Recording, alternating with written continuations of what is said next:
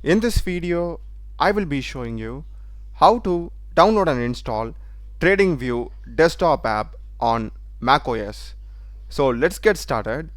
For this, just search for TradingView. We'll be having the official link. Select it. Here we'll be having the more option, hover over it and hover over downloads. Click on desktop app. Here we are having the download for macOS.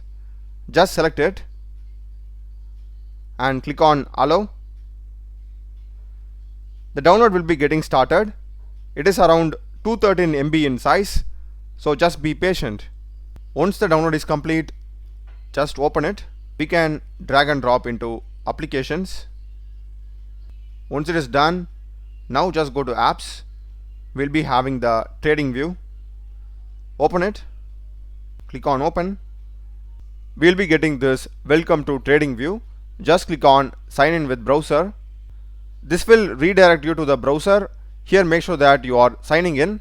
You can either sign in or use it without signing in also. Now to change the theme, here we are having this 3 dots icon. Select it and go to dark. Do check the playlist of my channel. Done a lot of videos in programming and AI tools. Subscribe me. Thanks for watching.